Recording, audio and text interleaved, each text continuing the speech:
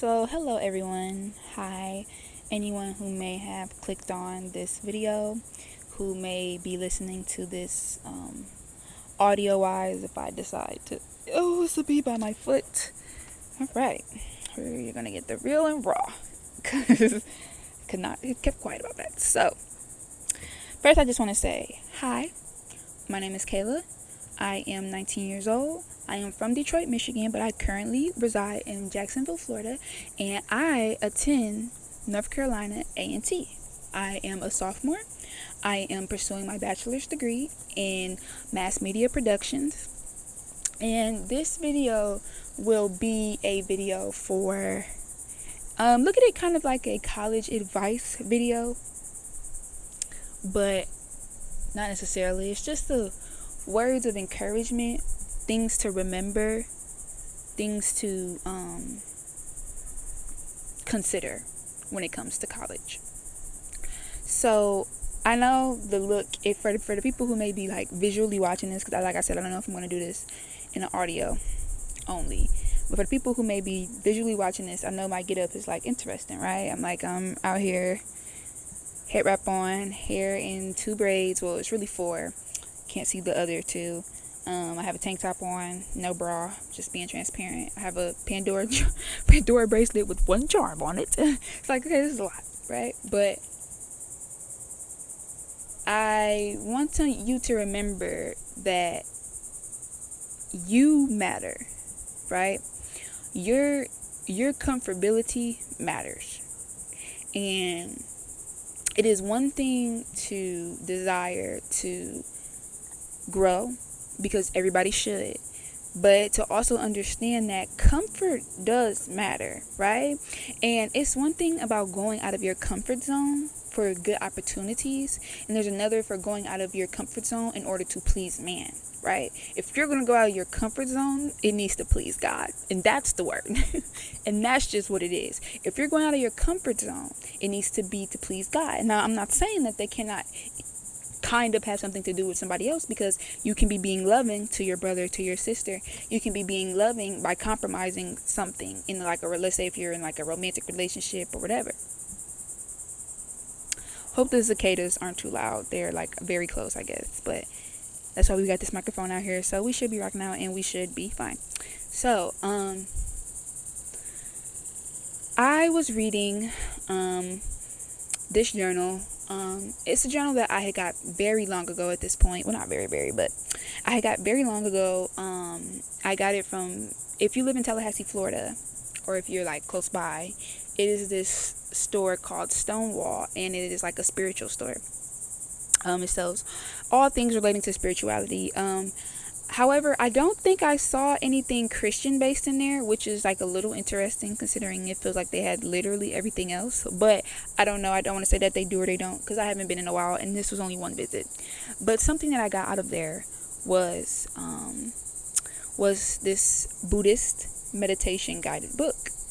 And it was talking about, writing, and it was talking about meditations. And today I decided to pick it up because I watched this episode of Moral Orel. If you guys are Adult Swim heads and you like Adult Swim like me, LOL. Yes, and I know you're probably thinking like, didn't you just say you were Christian, but you like Moral Orel? Correct. I really like Moral Orel. I liked Moral Orel before I was saved, but it is an even better, funnier show to watch as a saved person, as a Christian, because simply what that show does is it is putting on, in the forefront, in the media, in public eye, right, the hypocrisy in the American churches, in the American Christian communities.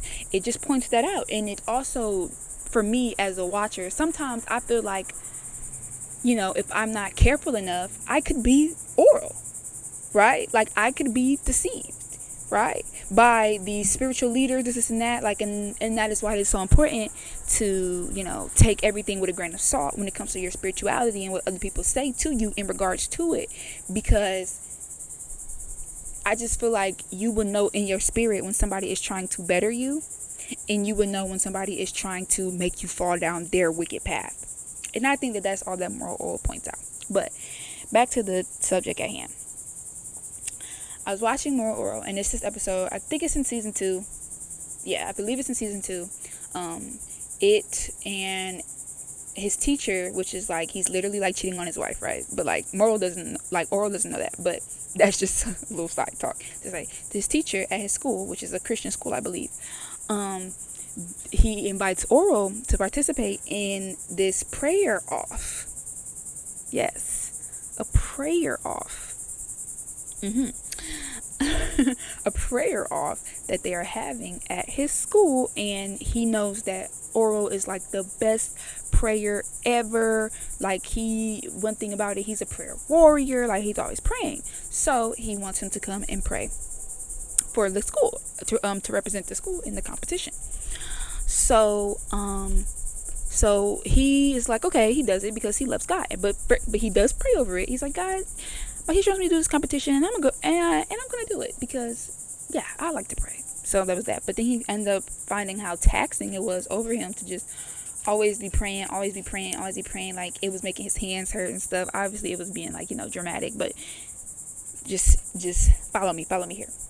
So he ends up praying to God and just telling him, like, this is very taxing on my body, on my hands. Like, I've always never struggled with prayer like this, but this is becoming too much. God, please help me. Please give me something to help me. Like, help me with this. And then this flyer, because he's outside while he's praying, this flyer flies in the wind. And it flies on his face, and it's a flyer from the convenience store in the city of Morrilton, right? And that has another character there who I'm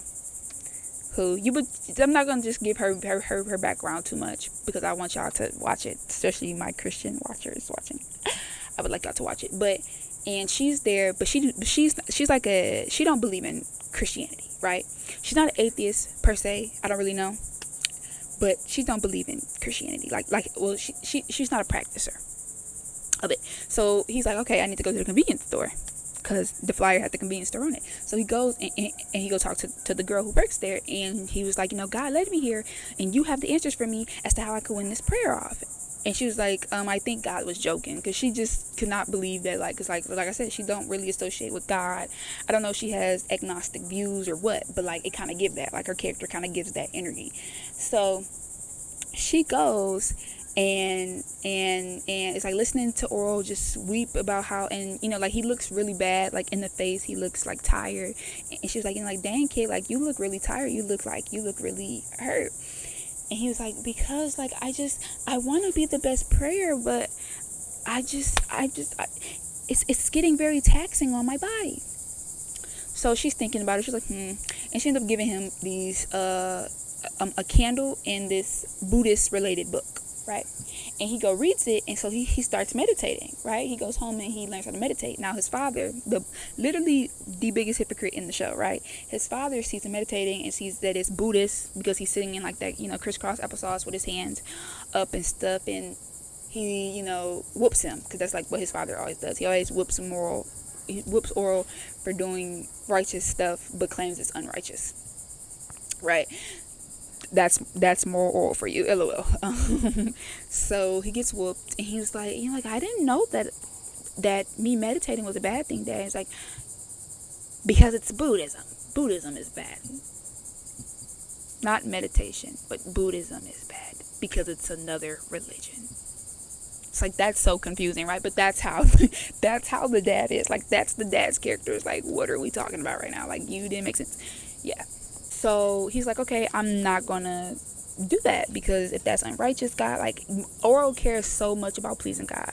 Like, he really cares. Like, that's all he wants to do, is please God. That's all he desires to do. So if somebody tell him that this is not gonna please God, that this is bad, he's not gonna do it. I hope the cicadas are not like throwing y'all off, because they're very comforting for me. So yeah. However, a plane is gonna fly over here, so I will shut up right now, because a plane is a lot. Like, cicadas are one thing, but a plane is a lot.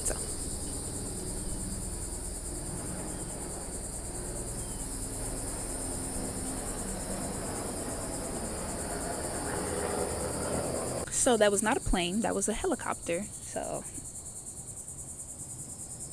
So he's like, I'm not gonna meditate, I'm not gonna practice Buddhism, I'm not gonna do that, right? Here comes the day of the prayer off. All the kids are praying. It's very funny. All the kids are praying on the stage. They're going hard. They're praying, and they're, God. They're praying, and it's literally straining them, because it's supposed to be like this strenuous.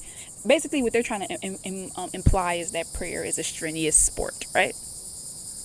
And so they're praying, and Oral, he starts praying, but then he's like, dang, like, God, this is not working. Please help me. And he ends up meditating like what he was doing at home. And he ends up going in the clouds. And he ends up talking about, he ends up seeing Buddha, right? He's in the clouds. And Oral is like, are you God? And he was like, no, why would I be God? Like, no. And then his face starts changing. Buddha's face starts changing. And he starts turning into different people. And then he eventually ends up turning into Oral. And Oral's like, you look like me. And he's like, well, that's not too far off now, isn't it, right? And basically he was just telling Oral that, like, Buddhism is not about trying to worship me. It is about God. It is about connection with God, right? I am simply somebody who just was led to do a specific practice that I wanted to talk to others about, that others want to do, right? And that's just that. I am not, it's nothing more, nothing less. Now, I say that to say, I have not done much research on Buddhism. I am not claiming that what was said in that episode of Moral Orel is correct, but I just am talking about this episode because it really it'll just make my story make sense, right? My spill makes sense. So so eventually he ends up coming back down from the clouds, right? And everybody is lost, like, around him. Like, everybody is so tired, they, like, tapped out from praying. And Oral, he's sitting in the position, with his hands up, and he's in crisscross applesauce, and he ends up winning the competition. And at first his dad was getting his belt out because he noticed that he was doing the same stuff that he told him not to do. But once he won, it didn't matter. And, like, he won, and everybody started picking him up and stuff, and that's how the episode ends. I said that to say that episode planted a seed in me about different methods of meditation, right? Because if you know that prayer is meditation, right? And it is important to pray. Like, if you're not praying, then what are you saying? Like, literally, if you're not praying, what are you saying? Like, read your word, pray. Meditate on the word, pray. Pray when you just pray. Like, pray. Prayer is so important. A relationship with the Creator is so important. Creation does not matter. The Creator does, okay? So, I had watched that, like, last night or the night before. I watched it, like, the night before. And today, I remember how I had that book in my room. And so, I go get it, and I was reading it today. Of course, like I said, I'm taking stuff with a grain of salt, because I'm going to stand firm in my faith, right? What I believe in, right? I'm here to look at the different writing styles and meditation styles, right? I went to this part of the book that was talking about, I can't remember the title of this chapter, but it was along the lines of, like, declinging from sensual, like, stings, right? And so when I saw that, when I'm looking through when I'm looking through the table of contents, I'm like, that's something that aligns with my morals, that aligns with my goals, right? Let me read it. So I'm reading it, and towards the end of that chapter, before they were going to say what, like, they were going to give a prompt on what to write about, the author said a quote, and it said, people, like, forget. Okay, this is not verbatim, but most story was like, people forget that the flesh is transient. And I'm like, okay, I didn't let too many words in this book slide that I didn't know. I gotta know what this means. So I look it up, and transience means the state of being for a short time, for a short moment, for a short, like, temporary. And I was like, okay, I want to see how to use this word into a sentence, because I'm like, I'm going to add this word into my vocabulary. And I was thinking of ways, because it is a noun, so I was thinking of ways to use it without it, because at first I was saying little sentences, but I was using it as an adjective, and I'm like, that's incorrect, right? So I ended up saying college is a transience.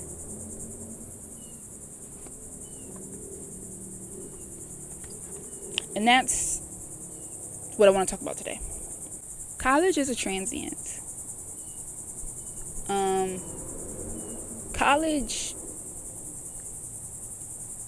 College will not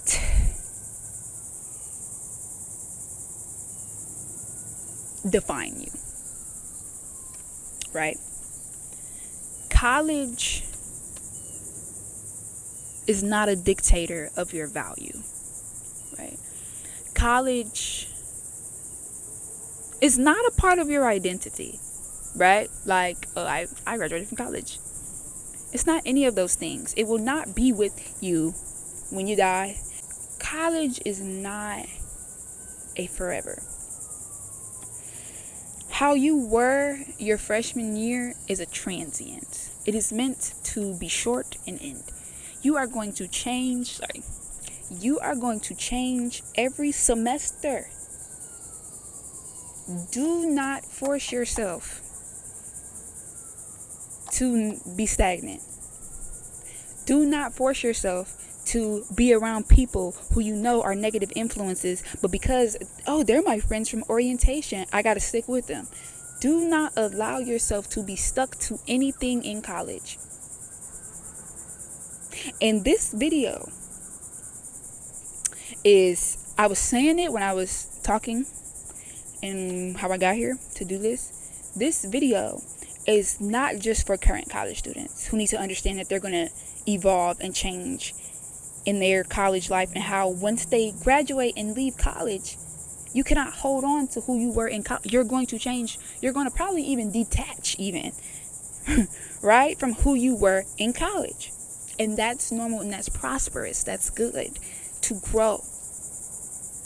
And I really need freshmen coming into this to understand that you are not meant to be the same person who you were your freshman year, your first semester. You're not meant to be that way. Do not choose to be ignorant and stagnant. Grow, evolve, right? Accept challenges, right? Don't try to challenges. Hey, hi, Kayla here. Challenges are going to come in college. You can't avoid them. So I want you to know that now. Don't think that you can beat it. I know you people might be making a little routine and planning out how you're gonna do this, and your schedules and this and that, and little habits you want to create. And I was doing that too, which is how I got to this video. I think it's a good thing to do, but I had to remember, get in the frame, I had to remember that those could change, right? And not like I had no control over it. I have no control of none of this. This is all God's will. I'm making my plan with God and can accept that God might change some things. And for some of y'all, one of the things that God might change is you even being on that college campus. And that's a lot. That's a lot to think about. That's a lot to accept. But everybody's not going to finish it. And you're not a failure. You're not a disappointment. You're not a F up. You're not a sloth. You're not any of those things, because college just did not work out for you. That was not in God's plan for you. Right? Which is why I go back to say prayer is important. Right? Because if this is something that concerns you, or something that you don't even think to pray about, when it's brought to you that, hey, you're not supposed to be here. Now it's devastating. Or when it's brought to you that you was like, yeah, I'm gonna leave after this first semester, I ain't gonna come back, and it's like, no, I want you to be here. And it's devastating. Pray over college. Do not just go to college because, like, this is not for everybody. Everybody will not finish it, but everybody will gain something from college. And that is not to identify yourselves with your college identity forever. College is to better you. College is so you can meet people. What I was saying earlier how I got here to making this video, I was saying that as a black child, right? And I was going to say college in general, but I don't know the experience at a PWI. Like I said, I go to an illustrious HBCU, right? So I'm going to just say for HBCU students. As a black child, going to an HBCU, right? If you allow it to be, it's kind of like, and I was going to compare it to Mount Sinai, but that's incorrect, right? That's not what I want to say, right? I don't like that wordage. I don't know which book this is in, and it's crazy because I'm going to bring it up and don't even know which book it's in. It's a chapter in the Bible where, is it Babylon? No, it's not Babylon. I don't know. Let me just stop trying to look it up, because where people from different areas, right? It might be 1 Corinthians. Okay, I'm done. They come and they're all meeting each other, and they speak different languages, and they're,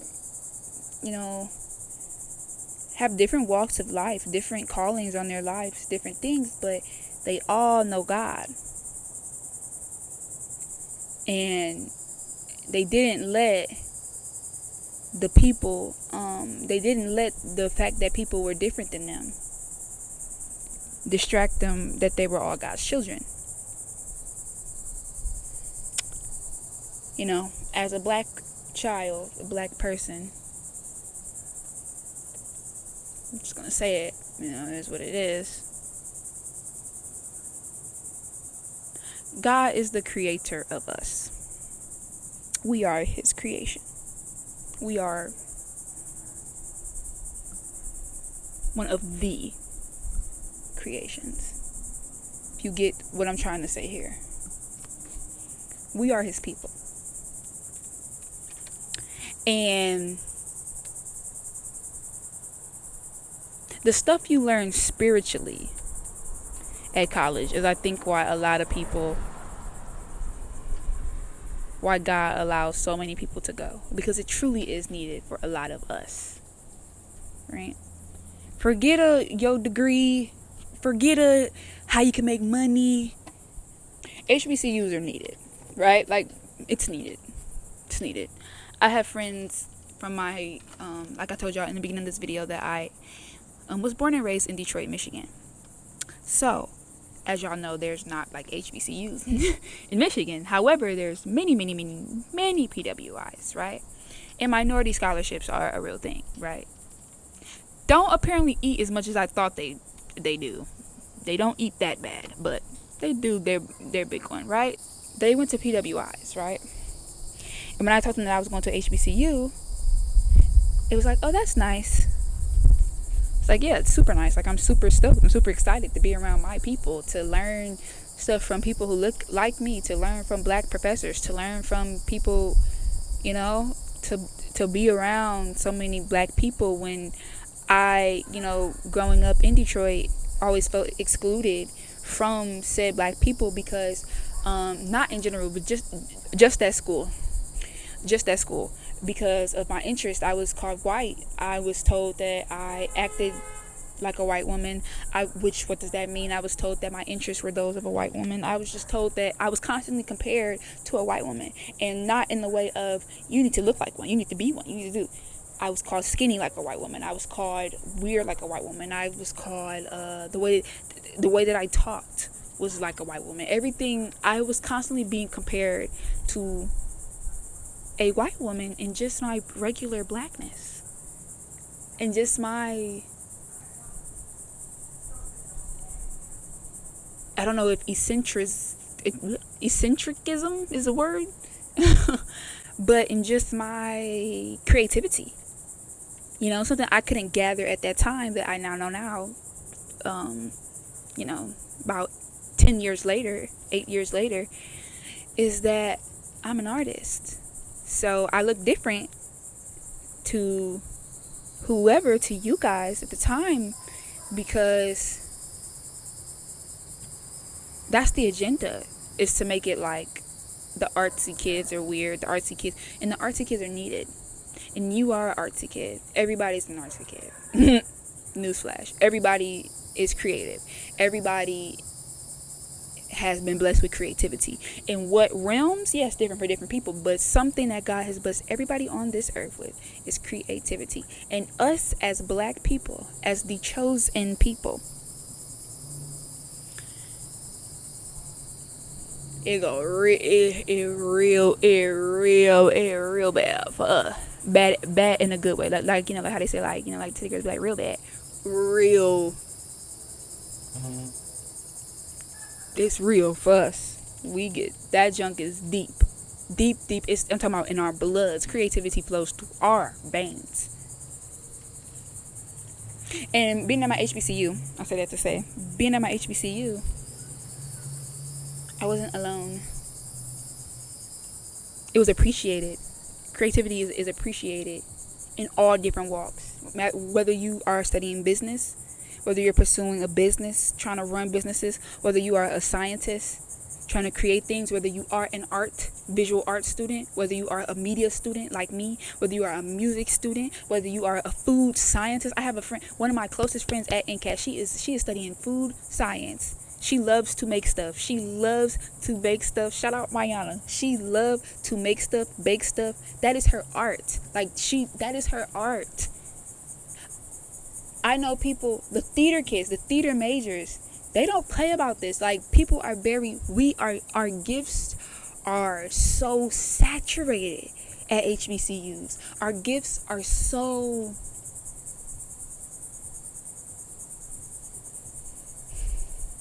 I'm saying this to say that I've seen some videos on this platform trying to bash HBCUs. Being the weird kid at HBCUs is tough. Baby, I don't know which HBCUs y'all go to, but for Mrs. North Carolina A&T, you wouldn't feel that way. You wouldn't feel that way. Respectfully. You wouldn't feel that way. We got people in front of the stool doing everything from skateboarding to playing guitars to making YouTube videos to doing hair.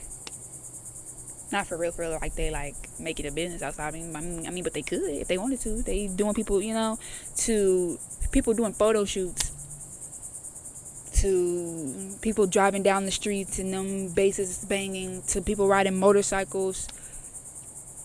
If you class of 2025 at high school and you like, where should I go? Come to NCAT.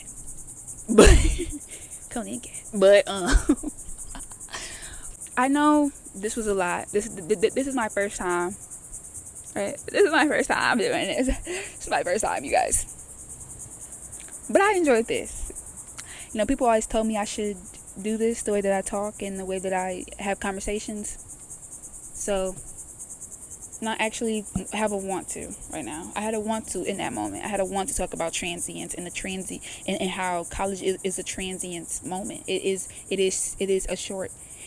You are being, but this is temporary, right? And I want to close this out by saying, did you pray today? Because please do. For anybody who may be watching this and is interested in growing their faith but don't really know where to go, wants to read their word but don't really know where to go, please start with Matthew chapter 6. Great stuff is being talked about, and it's only 34 verses, so it's not long. And say the Lord's Prayer before you go to sleep and and when you wake up, just to start. If your prayer habits, if you don't know how to pray, you don't know where to start, say, Our Father in heaven, hallowed be your name. Your kingdom come, your will be done on earth as it is in heaven. Give us this day our daily bread, and forgive us of our debts, as we have also forgiven our debtors. And lead us not into temptation, but deliver us from evil. So, in conclusion, pray, read your word, meditate, get some silence in your life, because how can God answer your questions when your ears are not available to hear? And be excited. College is exciting. You're going to learn a lot, and you're going to grow a lot. You're going to change a lot, and accept that. Accept the change of going to college. So yeah, make sure y'all like, comment, and subscribe. Tell me what y'all think about this episode in the comments. And yeah, I will talk to y'all later.